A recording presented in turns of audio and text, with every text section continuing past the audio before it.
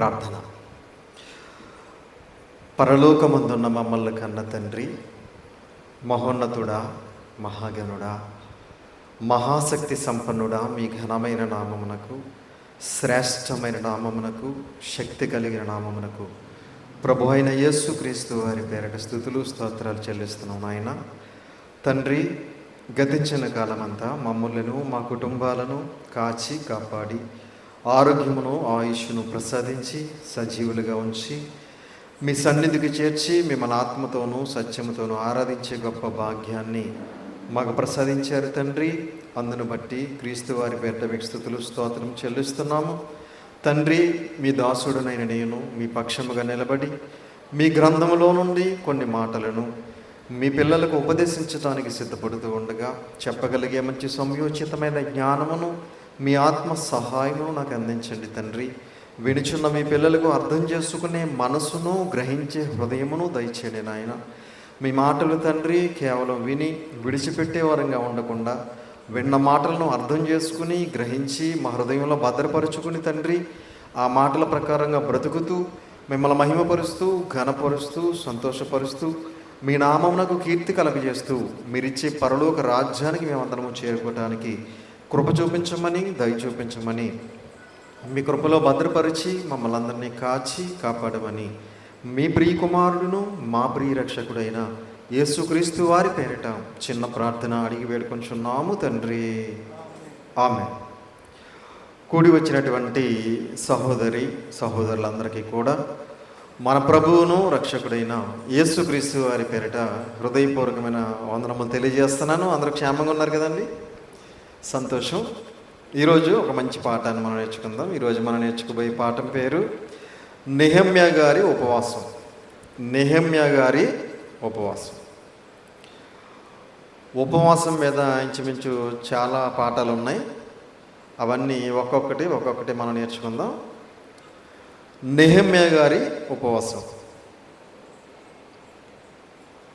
ప్రియమైన దేవుని పిల్లలారా, బైబిల్ గ్రంథంలో చాలామంది భక్తులు కొన్ని సందర్భాలలో వారు చేసినటువంటి ఉపవాసాలు పరిశుద్ధ గ్రంథంలో పరిశుద్ధాత్మ ప్రేరణతో దేవుడు వ్రాయించడం అనేది జరిగింది. ఆ సందర్భాలు మనం చదివినప్పుడు, ఆ సందర్భాలను మనం విన్నప్పుడు మనం కూడా కొన్ని సందర్భాలలో ఉపవాసం ఉండి దేవుని సహాయ సహకారాలు మనం పొందుకోవాలని దేవుడు కొన్ని వేల సంవత్సరాల క్రితం జరిగినటువంటి సందర్భాలను మనందరి కోసం వ్రాయించడం జరిగింది. కనుక నెహెమ్యా గారు ఎందుకోసం ఉపవాసం ఉన్నారు అనేది ఒక్కసారి మనం బైబిల్ గ్రంథంలోకి వెళ్ళి చూడగలిగితే, నెహెమ్యా గ్రంథము మొదటి అధ్యాయం. దయచేసి అందరూ పరిశుద్ధ గ్రంథాన్ని తెరిచి చూడాలని ప్రేమపూర్వకంగా తెలియజేస్తూ ఉన్నాను. నెహెమ్యా గ్రంథము పేజ్ నెంబర్ 401, పాత నిబంధన 401, పాత నిబంధన. నెహెమ్యా గ్రంథము మొదటి అధ్యాయము మొదటి వచనం నుంచి మనం జాగ్రత్తగా చూడగలిగితే,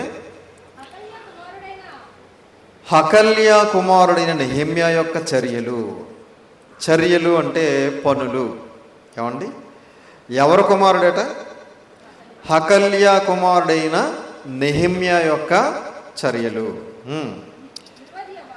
20వ సంవత్సరములో కిస్లేపు మాసమున నేను షూషను కోటలో ఉండగా.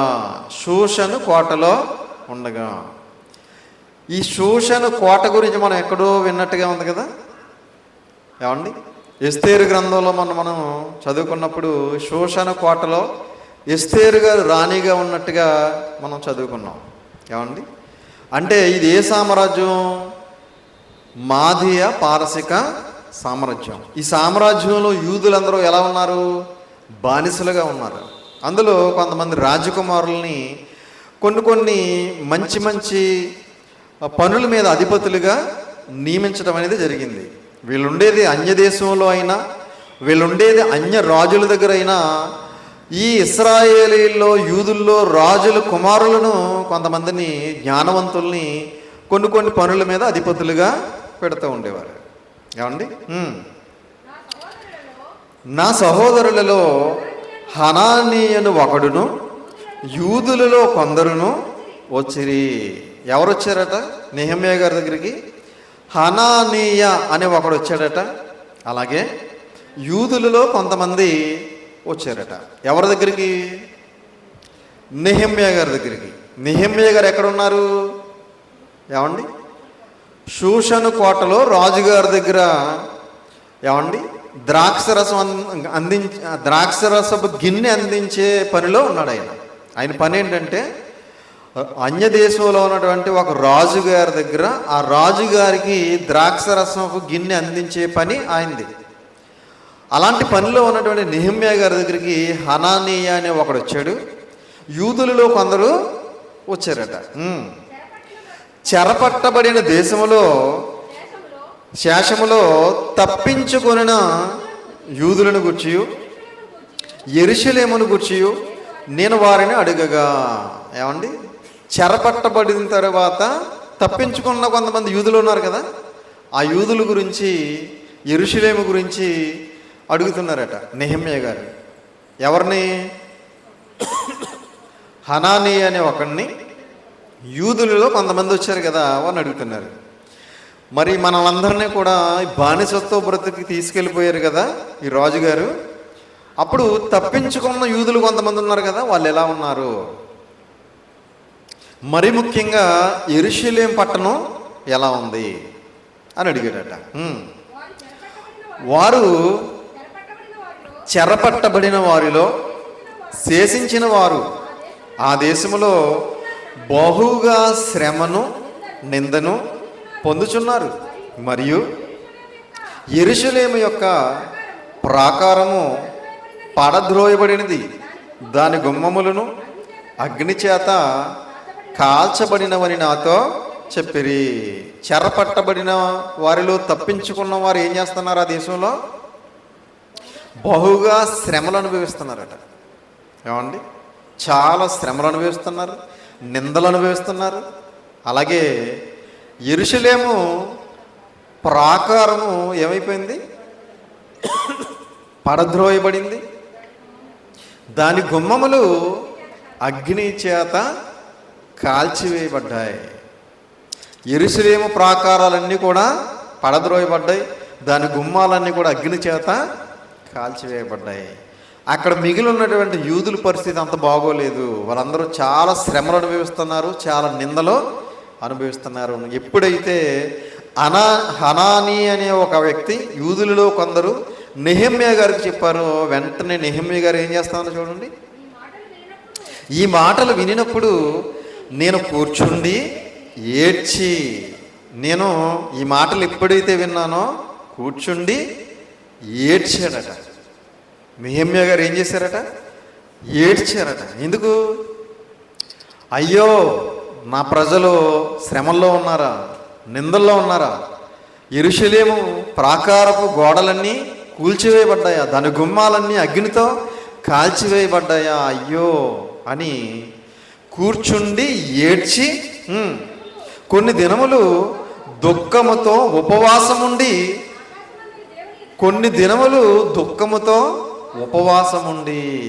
కూర్చున్నారు, ఏడ్చారు, కొన్ని దినాలు దుఃఖముతో ఉపవాసం ఉన్నాడట. ఎందుకు? ఏమండి? యెరూషలేము పట్టణం అనేది ఒక ప్రాముఖ్యమైన పట్టణం ప్రపంచంలో. ఏమండి? సొలొమోను గారు దేవునికి కట్టించిన మందిరం, బంగారపు దేవాలయం ఎక్కడుంది? యెరూషలేములోనే ఉంది. ఇప్పుడు ఆ యెరూషలేములో ఉన్నటువంటి ఆ మందిరం అంతా కూడా ఏమైపోయింది? నెబుకద్నెజరు ఆ మందిరానికి ఉన్నటువంటి బంగారం అంతా ఒడుచుకుపోయాడు, ఆ మందిరం అంతా ధ్వంసం చేశాడు, దాని ప్రాకారాలన్నీ కూల్చేశాడు, దాని గుమ్మాలన్నీ కూడా కాల్చివేయబడ్డాయి. ఈ సంగతి ఎప్పుడైతే నెహెమ్యా గారికి వినపడిందో వెంటనే కూర్చుండి ఏడ్చి దుఃఖముతో కొన్ని దినములు ఉపవాసం ఉన్నాడట. ఉపవాసం ఉండి ఆకాశమందలి దేవుని ఎదుట విజ్ఞాపన చేసి తిని, ఆకాశంలో ఉన్నటువంటి దేవునికి విజ్ఞాపన చేశాడట. ఎవరి కోసం?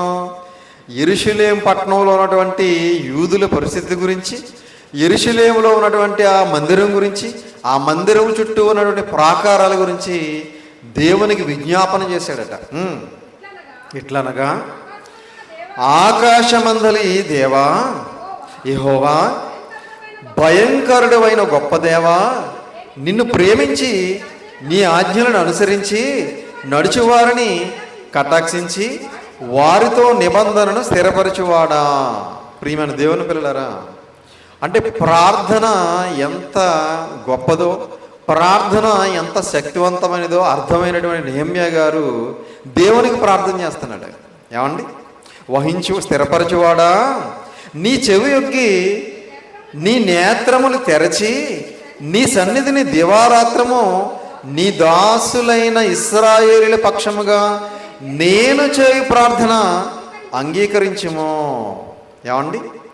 నేను నీ దాసుడినైన నేను ఇశ్రాయేలీల పక్షంగా దేవారాత్రము చేసే ప్రార్థన దయచేసి అంగీకరించు. నీ చెవి యొగ్గు, నీ నేత్రాలు తెరిచి ఒకసారి చూడు అని నెహెమ్యా గారు ఆ యెరూషలేము పట్టణం కోసం ప్రాధేయపడుతున్నారు. నీకు విరోధముగా పాపము చేసిన ఇశ్రాయేలు కుమారుల దోషమును నేను ఒప్పుకొనుచున్నాను. నీకు విరోధముగా, ఎవరికి విరోధముగా? దేవునికి విరోధముగా పాపము చేసిన ఇశ్రాయేలు కుమారుల దోషమును నేను ఒప్పుకొనుచున్నాను. ఇశ్రాయేలీలందరూ కూడా ఏం చేశారు? నీకు విరోధంగా పాపం చేశారు. అందుకే యెరూషలేము పట్టణం ధ్వంసం చేయబడింది. ఏమండి? ఎవడో అన్య దేశానికి చెందిన రాజు వచ్చి యెరూషలేము పట్టణాన్ని ధ్వంసం చేస్తుంటే, దేవుని మందిరాన్ని నాశనం చేస్తుంటే దేవుడు ఎందుకు ఊరుకున్నాడు? అక్కడున్న ఇశ్రాయేలీలందరూ కూడా దేవునికి విరోధంగా పాపం చేశారు కనుక ఆ పాపాన్ని నెహెమ్యా గారు ఒప్పుకుంటున్నారట. ఒప్పుకొనుచున్నాను, నేనును నా తండ్రి ఇంటి వారును పాపము చేసి ఉన్నాము. నేను పాపం చేశాను, నా తండ్రి ఇంటి వారు కూడా పాపం చేశారు. నీ ఎదుట బహు అసహ్యముగా ప్రవర్తించితిమి. ఎలా ప్రవర్తించాం మేమందరం? నీ ఎదుట చాలా నీవు అసహించుకునేలాగా మేము ప్రవర్తించాం. భయంకరమైనటువంటి పాపాలు మేము చేసాం. నీ సేవకుడైన మోసే చేత నీవు నిర్ణయించిన ఆజ్ఞలైనను కట్టడలైనను విధులైనను మేము గైకొనకపోతేమి. మోసే గారి ద్వారా ఒక ధర్మశాస్త్రాన్ని ఇచ్చావు కదా, అందులో ఎన్నో కట్టడలు ఉన్నాయి, ఎన్నో ఆజ్ఞలు ఉన్నాయి, ఎన్నో విధులు ఉన్నాయి. వాటిని ఎప్పుడూ కూడా మేము గైకొనలేదు, వాటిని ఎప్పుడూ కూడా మేము అనుసరించలేదు, వాటిని ఎప్పుడూ కూడా మేము పాటించలేదు. నీ సేవకుడైన మోసేతో నీవు సెలవిచ్చిన మాటను జ్ఞాపకము తెచ్చుకొనుము. అదేదనగా, మీరు అపరాధం చేసిన ఎడల జనులలోనికి మిమ్మను చెదరగొట్టుదును. మోషే గారి ద్వారా నువ్వు ఒక మాట సెలవిచ్చావు మాకు. ఏంటి? మీరు అపరాధాలు చేస్తే మిమ్మల్ని అందరిని ఏం చేస్తాను? అన్యజనుల్లోనికి చెదరగొట్టేస్తాను, అన్యజనులకు అప్పగిస్తానని ఒక మాట సెలవిచ్చావు మాకు. ఒక్కసారి ఆ మాటను జ్ఞాపకం తెచ్చుకో అని చెప్పి కింద ఇంకో మాట తెలియజేస్తున్నాడు చూడండి. అయితే మీరు నా వైపు తిరిగి నా ఆజ్ఞలను అనుసరించి నడిచిన ఎడల భూదిగంతముల వరకు మీరు తోలివేయబడినను అక్కడ నుండి సహా మిమ్మను సమకూర్చి మిమ్మను కూర్చి నా నామము ఉంచుటకు నేను ఏర్పరచుకున్న స్థలమునకు మిమ్మను రప్పించేదనని నీవు సెలవిచ్చితివి కదా. మమ్మల్ని భూదిగంతాల వరకు చెదరగొట్టినా మేము మరలా నీ వైపు తిరిగినప్పుడు, మనసు మార్చుకున్నప్పుడు, మా పాపాలని ఒప్పుకున్నప్పుడు మరలా మమ్మల్ని ఏం చేస్తానని మాటిచ్చావు? మమ్మల్ని అందరినీ మరలా నువ్వు ఏర్పరచుకునేటువంటి స్థలానికి సమకూరుస్తానని నువ్వు మాటిచ్చావు కదా తండ్రి అని చెప్పి నెహెమ్యా గారు తండ్రి అయిన దేవునికి విజ్ఞాపన చేస్తున్నాడు, ప్రార్థన చేస్తున్నాడు, ప్రాధేయపడుతున్నాడు. చిత్తగించుము, నీవు మహాప్రభావమును చూపి నీ బాహుబలము చేత విడిపించిన నీ దాసులకు నీ జనులు వీరే. ఒకప్పుడు బాహుబలము చేత ఎక్కడి నుంచి విడిపించాడు? ఐగుప్తు బానిసత్వం నుంచి విడిపించాడు. నువ్వు విడిపించినటువంటి నీ జనులు వీరే అని తెలియజేసి, యెహోవా చెవియొగ్గి నీ దాసుడునైన నా మొరను నీ నామమును భయభక్తులతో ఘనపరచుట యందు ఆనందించి నీ దాసుల మొరను ఆలకించి ఈ దినమందు నీ దాసుని ఆలోచనను సఫలపరిచి ఈ మనుషుడు నా యందు దయ చూపునట్లు అనుగ్రహించుమని నేను బతిమాలుకొనుచున్నాను. దయచేసి ఈ దీనదాసుడైన నా ప్రార్థన ఆలకించు. ఈ మనుష్యుడు నా యందు దయ చూపునట్లు అనుగ్రహించుమని నేను బతిమాలుకొనుచున్నాను. ఏ మనుష్యుడు దయ చూపించాలి? నెహెమ్యా గారి మీద ఏ మనుష్యుడు దయ చూపించాలి? ఏమండి? నెహెమ్యా గారు ఏ రాజుగారి దగ్గర అయితే పనిచేస్తున్నాడో ఆ రాజుగారు నెహెమ్యా గారి ఎడల దయ చూపించాలని దేవుణ్ణి బ్రతిమాలుకుంటున్నాడు. అర్థమవుతుందండి? బతిమాలుకొనుచున్నాను అని ప్రార్థించి తిని నేను రాజునకు గిన్నె అందించేవాడునై ఉంటిని. ప్రార్థించేశాడట. ప్రార్థించి ఏమండి పక్కన పెట్టలేదు. చాలామంది ప్రార్థించి పక్కన పెడతా ఉంటారు.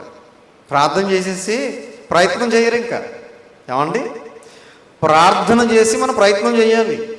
ఏమండి కొంతమంది ప్రార్థన చేసేసి ఇంక దేవుడు చూసుకుంటారు లేని ప్రయత్నాలు ఏమి చేయరు. ఇంకా ఏమండి కొంతమంది ప్రార్థన కూడా చేయరులేండి. ఏమండి ప్రార్థన చేయాలి, ప్రయత్నం కూడా చెయ్యాలి.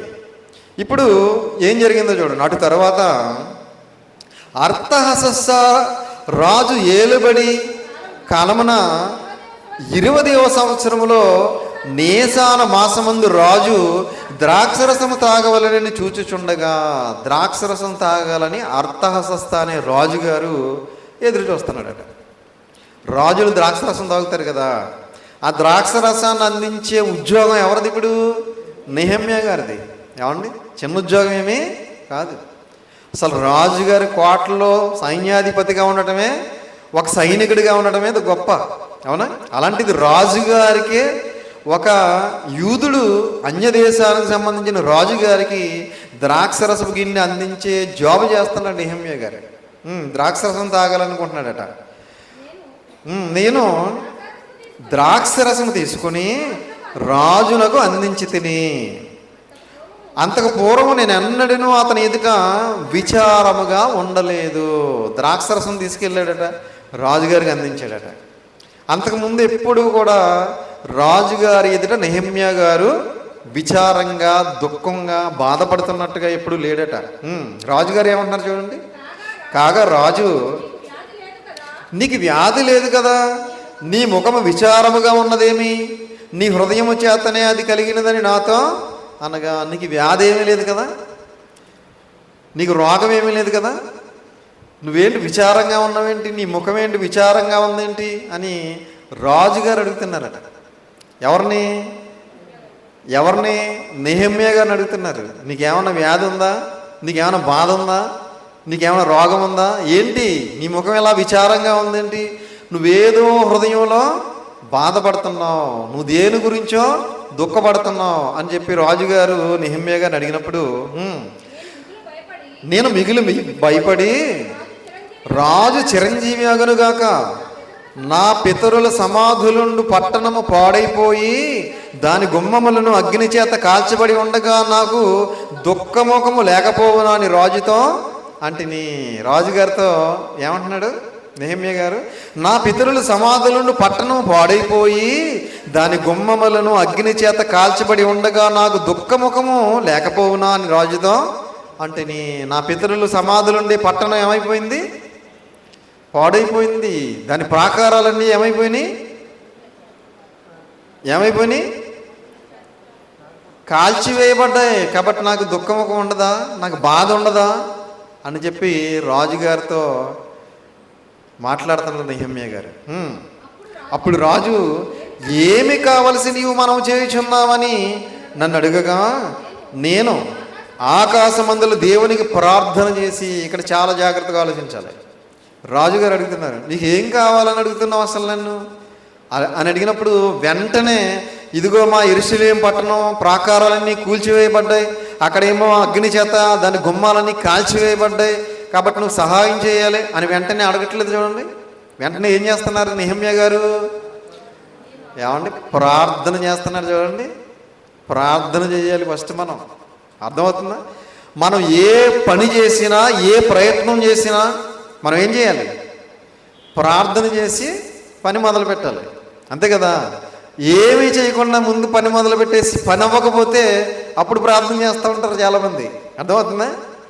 ముందు మోకరించి నీ తండ్రికి నీ సమస్య ఏంటో, నీ బాధ ఏంటో, నీ వ్యాధి ఏంటో, నీ కష్టం ఏంటో నీ తండ్రి అయిన దేవునికి తెలియజేసి అప్పుడు నువ్వు డాక్టర్ దగ్గరికి వెళ్తావో లేకపోతే ఎవరి దగ్గరికి వెళ్తావో నీ ప్రయత్నం నువ్వు చెయ్యాలి. అక్కడ రాజుగారు అడిగిన వెంటనే ఆయన సమస్య చెప్పకుండా ఆకాశమందలి దేవునికి ప్రార్థన చేసి, ప్రార్థన ఎంత ప్రాముఖ్యమో నెహెమ్యా గారికి అర్థమైంది. ఈరోజు ప్రపంచ క్రైస్తవులకి అర్థం కాలేదు. ఏమండి? ప్రార్థన వలన సూర్యచంద్ర నక్షత్రాలని ఆపగలిగారు యెహోషువ గారు. అవునా? ప్రార్థన వలన 3.5 సంవత్సరాలు వర్షం కురవకుండా ఆపగలిగారు ఏలియా గారు. అవునా? ప్రార్థన వలన ఎన్నో రాజ్యాలను జయించారు. కాబట్టి ప్రార్థనకు చాలా శక్తి ఉంది. ప్రార్థనే కదా అనుకుంటాం మనం సింపుల్గా. ఏమండి? ఆకాశమందలి దేవునికి ప్రార్థన చేసి రాజుతో నీ సముఖమందు నేను దయ పొందిన యెడల నా పితరుల సమాధులను పట్టణము తిరిగి కట్టినట్లుగా నన్ను యోధా దేశమునకు పంపుడని వేడుకొనుచున్నానని నేను మనవి చేసి మనవి చేసేటప్పుడు ప్రార్థన చేసేప్పుడు అడుగుతున్నాడు. ఏమడుగుతున్నాడు? నా పితరుల సమాధులుండే పట్టణమును కట్టుటకై నన్ను యోధా దేశమునకు పంపుడని వేడుకొనుచున్నాను, నన్ను ఆ పట్టణానికి పంపించండి రాజుగారు అని అడుగుతున్నాడు. అంతటితో ఆగకుండా అందుకు రాజు రాణి తన యొద్ద కూర్చుని ఉండగా నీ ప్రయాణం ఎన్ని దినములు పట్టును, నువ్వు ఎప్పుడు తిరిగి వచ్చేదో అని అడిగాను. నేను ఇంతకాలం అని చెప్పినప్పుడు రాజు నన్ను పంపుటకు చిత్తము గలవాడాయను. అదియుగాక రాజుతో నేను ఇట్లాంటిని. అంతేగాక రాజుగారు పంపడానికి ఇష్టపడ్డారు. ఏమండి? రాణిగారు రాజుగారు నువ్వు ఎన్ని దినాలు పడుతుంది నువ్వు వెళ్ళి రావటకంటే ఇంతకాలం అని చెప్పాడు, ఇష్టపడ్డారు. అక్కడితో ఆగకుండా ఇంకా ఏమంటున్నాడు చూడండి, ఏమడుగుతున్నాడు చూడండి. రాజునకు అనుకూలమైతే యోధా దేశమున నేను చేరు వరకు నన్ను దాటించినట్లుగా నది అవతలను అధికారులకు తాకీదులను పట్టణ ప్రాకారమునకు మందిరముతో సంబంధించిన కోట గుమ్మములకును నేను ప్రవేశింపబో ఇంటికిని దూలములను మానులను ఇచ్చినట్లుగా రాజుగారి అడవులను కాయు ఆసాపునకు ఒక తాకీదును ఈడని అడిగి తిని. ప్రియమైన దేవుని వాళ్ళారా, ఎందుకోసం వెళ్తున్నాడో చెప్పాడు, ఏమేం కావాలో చెబుతున్నాడు. ఏమండి? ఏమేమి ఎవరి చేత ఇప్పించాలో చెబుతున్నాడు. ఏమండి? ఇప్పుడు వెళ్ళటం వరకు ఓకే, మరలా వెళ్ళిన తర్వాత నాకు అక్కడ సహాయ సహకారాలు పలానా వాళ్ళ ద్వారా కావాలి అని అడిగితే రాజుగారు ఏమనుకుంటారో అని అనుకోలేదు. చూడండి, ఎందుకు అనుకోలేదు చెప్పాలి ఇక్కడ మీరు. ఆల్రెడీ ఆకాశమందలి దేవునికి ప్రార్థన చేశాడు కాబట్టి తప్పకుండా రాజుగారు నా మాట వింటారని నమ్మకంతో అడుగుతున్నాడు. పలానా వాళ్ళకి మీరు తాకీదులు ఇవ్వండి, అలాగూ నాకు తోడుగా ఉండి నాకు కృప చూపుచున్న నా దేవుని కరుణ హస్తము కొలది రాజు నా మనవి ఆలకించెను. ఏమండి? నా దేవుని కరుణాహస్తము కొలది రాజు నా మనవి ఆలకించెను. ఏమండి? ఈ మాట ఎంత అద్భుతమైన మాట. నా దేవుని కరుణాహస్తము కొలది రాజు నా మాట ఆలకించెను అంటే దేవుని దయ వల్లనే కదా రాజుగారు ఈయన మాట విన్నాడు. ఇక్కడ రాజుగారు నెహెమ్యా గారిని నువ్వు వెళ్ళటానికి వీలు లేదు, కుదరదు అంటే ఏం చేయగలడు చెప్పండి? వెళ్ళగలడా? వెళ్ళలేడు. ఆ యెరూషలేము పట్టణపు ప్రాకారాలను మళ్ళీ తిరిగి కట్టించగలడా? కట్టించలేడు. ఏమండి? ఏం చేయలేడు రాజుగారు వద్దంటే. కానీ రాజుగారిని ఒప్పించింది ఎవరు? ఏమండి? ఒకసారి ఇక్కడికి మళ్ళీ వద్దాం. సామెతల గ్రంథం 21:1 వాక్యపట్నం చేసుకున్నాం కదా. సామెతల గ్రంథం 21:1 యెహోవా చేతిలో రాజు హృదయము నీటి కాలువల వలె ఉన్నది, ఆయన తన చిత్త వృత్తి చొప్పున దాన్ని తిప్పును. తీసారమ్మా? సామెతల గ్రంథం 21:1 మరలా యెహోవా చేతిలో, యెహోవా చేతిలో రాజు హృదయము నీటి కాలువల వలె ఉన్నది. రాజు హృదయం దేవుని చేతిలో ఎలా ఉందంట? నీటి కాలువలే ఉన్నది. ఆయన తన చిత్తవృత్తి చొప్పున దానిని తిప్పును. తన చిత్తవృత్తి అంటే తన ఇష్టం వచ్చినట్టుగా తిప్పుతాడంట దేవుడు. రాజు హృదయం దేవుని చేతిలో ఉంది. దాన్ని ఎలా కావాలంటే అలా తిప్పగలడు దేవుడు. ఏమంటే ఇక్కడ అర్థహస్తస్థ అనే రాజుగారి హృదయం ఎవరి చేతిలో ఉంది? దేవుని చేతిలో ఉంది. ఇప్పుడు దాన్ని ఎలా కావాలంటే అలా తిప్పగలడు దేవుడు. ఇప్పుడు తిప్పాడు. ఎవరి తట్టు తిప్పాడు? నెహెమ్యా గారి తట్టు తిప్పాడు. తరువాత నేను నది అవతలనున్న అధికారుల యొద్దకు వచ్చి వారికి రాజు యొక్క తాకీదులను అప్పగించి తిని, రాజు నాతో కూడా సేనాధిపతులను గుర్రపు రౌతులను పంపించాను. ఏం చేశాడంటే రాజుగారు తాకీదులు ఇవ్వడమే కాదు, మరలా కొంతమంది సైనికులను కూడా ఇచ్చి పంపించాడంటే చూడండి. నాతో కూడా సేనాధిపతులను గుర్రపు రౌతులను పంపించాను. 2వ అధ్యాయం 10వ వచనం చూడండి. నెహెమ్యా గ్రంథం 2:10. హొరేనీయుడైన సన్బల్లట్లును అమ్మోనీయుడైన టోబియాను దాసుడును ఇశ్రాయేలీయులకు క్షేమము కలుగుజేయి ఒకడు వచ్చినని విని బహుగా దుఃఖపడిరి. ఏం చేస్తున్నారంటే వీళ్ళు ఇశ్రాయేలీయులకు సహాయం చేయటానికి ఒకడు వచ్చాడని ముగ్గురు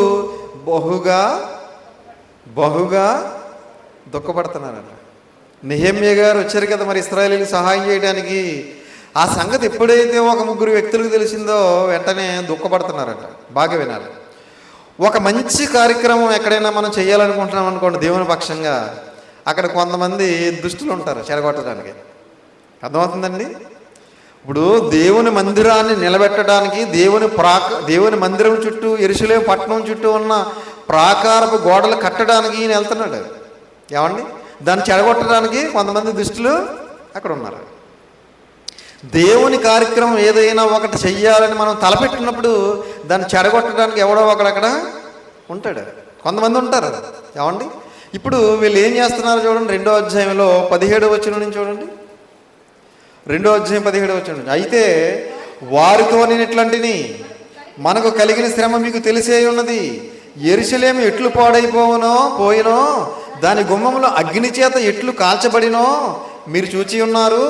మనకు ఇక మీదట నింద రాకుండా యెరూషలేము యొక్క ప్రాకారమును మరలా కట్టుదాము రండి. నెహెమ్యా గారు మిగిలినటువంటి యూదులతో చెప్తున్నారు, కడదాం రండి, యెరూషలేము ప్రాకారాలు కడదాం రండి, దాని గుమ్మాలు నిలబెడదాం రండి అని చెప్పినప్పుడు ఇదియుగాక దేవుని కరుణాహస్తమును గూర్చి రాజు నాకు సెలవిచ్చిన మాటలన్నీ నేను వారితో చెప్పి తిని, అందుకు వారు మనము కట్టుటకు పూనుకుందాము రండని చెప్పి ఈ మంచి కార్యము చేయుటకై బలము తెచ్చుకున్నది. సరే అయితే మేమందరం కూడా వస్తాము, ఈ పనిలో మేము కూడా పాలుభాగస్తులం అవుతాము అని మిగిలిన యూదులు ఒప్పుకున్నారట. అయితే హోరేనీయుడైన సన్బల్లట్లును అమ్మోనీయుడైన దాసుడకు టోబియాను వాడును అరబీయుడైన గెషెమును ఆ మాట వినినప్పుడు మమ్మను హేళన చేసి మా పని తృణీకరించి మీరు చేయి పని ఏమిటి? రాజు మీద తిరుగుబాటు చేయుదురా అని చెప్పిరి. వీళ్ళు ముగ్గురు హేళన చేశారట. ఏమండి? హేళన చేసి అందరితో ఆగారా? చాలా ఆటంకాలు కలిగించారు, చాలా ఇబ్బందులు కలిగించారు. ఏమండి? నెహెమ్యా గారికి మిగిలిన యూదులకి ఎన్ని ఆటంకాలు కలిగించినా, ఎన్ని ఇబ్బందులు కలిగించినా వీళ్ళు మాత్రం దేవుని మీదే భారం వేసుకుని దేవుని మీద విశ్వాసం ఉంచి పని ప్రారంభించారు, పని మొదలుపెట్టారు. పని అంతా అయిపోయింది. ఎన్ని వారాల్లో అయిందో తెలుసా అండి? 52 రోజుల్లో అయిపోయిందంట. చూడండి ఒకసారి. ఇదే నెహెమ్యా గ్రంథం 6వ అధ్యాయం 15వ వచనం చూడండి. ఈ ప్రకారము ఏలూలు మాసము 25వ దినమందు అనగా 52 దినములకు ప్రాకారమును కట్టుట సమాప్తమాయను. ప్రాకారము కట్టుట సమాప్తమాయను. 52 రోజుల్లో ప్రాకారాలన్నీ కట్టేశారట, దాని గుమ్మాలన్నీ కూడా నిలబెట్టేశారట. అప్పుడు వాళ్ళందరూ ఎవరైతే ఆటంకపరచాలనుకున్నారో అందరూ ఆశ్చర్యపోతున్నారని చూడండి 16వ వచనంలో. అయితే మా శత్రువులు ఈ సంగతి వినినప్పుడు, మా చుట్టూనున్న అన్యజనులందరూ జరిగిన పని చూచినప్పుడు వారు బహుగా అధైర్యపడిరి. చాలా అధైర్యపడ్డారు. ఏంటి, మనం ఆపేయాలనుకున్నాం, ఇది జరగకుండా చేయాలనుకున్నాం, ఎన్నో కుట్రలు పడినాం, ఎన్నో ఆటంకాలు కలిగించాం, కానీ పనంతా పూర్తి చేశారేంటి అని చెప్పి ఆధైర్యపడ్డారట. ఎలాగనగా ఈ పని మా దేవుని వలన జరిగినదని వారు తెలుసుకొని. ఈ పని ఎలా జరిగిందని తెలుసుకున్నారు? మా దేవుని వలన, మా దేవుని సహాయం వలన, మా దేవుని సహకారం వలన, మా దేవుని ఉపకారం వలన ఈ పని అంతా కూడా జరిగిందని వారు తెలుసుకున్నారట. ప్రియమైన దేవుని వాళ్ళరా, దేవుని పక్షంగా దేవుని పని మనం ఏదైనా చేయాలనుకున్నప్పుడు తప్పనిసరిగా దేవుడు మనకు సహాయం చేస్తాడనే విశ్వాసంతో మనం ముందుకు వెళ్ళాలి. అలా ఉపవాసం ఉండి ఏడ్చి దేవునికి విజ్ఞాపన చేశాడు కాబట్టే 52 రోజుల్లో ఆ ప్రాకారాలన్నీ కట్టబడ్డాయి. ఆ యెరూషలేము యొక్క గుమ్మాలు కూడా నిలవబెట్టబడ్డాయి. పనంతా పూర్తి చేశాడండి.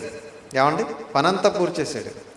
మనం కూడా దేవుని మందిరం గురించి మనం కూడా ఆలోచన చేయాలి. మనకు కూడా మందిరం లేదు, మరి ఇప్పుడు ఉందండి? ఇది మందిరమా? కాదు కదా. మనం కూడా మందిరం గురించి ఆలోచించాలి. మనం కూడా ప్రార్థన చేయాలి. మనం కూడా దేవుణ్ణి అడగాలి. దేవుని పిల్లలు కూడుకోవడానికి దేవుని మందిరం అంటూ ఒకటి ఉండాలని దేవుడిని అడగాలి. ఏమండి, మనం కూడా దేవునికి ప్రార్థన చేసి ప్రయత్నం చేయాలి. ఏమండి, ప్రార్థన చేసేసి పక్కన పెట్టకూడదు. ప్రార్థన చేయాలి, మన ప్రయత్నం చేయాలి. అప్పుడు మనకంటూ ఒక మందిరం అనేది దేవుడు అనుగ్రహిస్తాడు. ఏమండి, నువ్వు మందిరం గురించి కానీ మందిరంలో ఉన్న దేవుని పిల్లల గురించి కానీ మనం ఆలోచించట్లేదంటే సంఘం పట్ల మనకు బాధ్యత లేదు అని అర్థం. ఏమండి, దేవుని కార్యక్రమాల్లో, సువార్త కార్యక్రమాల్లో మనం పాలిభాగస్తులు అవట్లేదంటే దేవుడు మనకిచ్చిన తలాంతులను మనం సమాధి చేసేసామని అర్థమవుతుందా? దేవుడు మనకు కొన్ని తలాంతులు ఇస్తాడు, ఆ తలాంతులు వాడకుండా వాటిని సమాధి చేసామని అర్థం. ఏమండి, ఇక్కడ నెహెమ్యా గారు ప్రార్థన చేశారు, పని మొదలుపెట్టారు. పని అంతా పూర్తయిపోయింది. పనంతా అయిపోయిన తర్వాత ఆయన పలుకుతున్న మాట చూస్తారు ఒకసారి చూడండి. ఇదే నెహెమ్యా గ్రంథం 13వ అధ్యాయం. నెహెమ్యా గ్రంథం 13వ అధ్యాయం ముగించేసుకుందాం. 31వ వచనం, 13:31.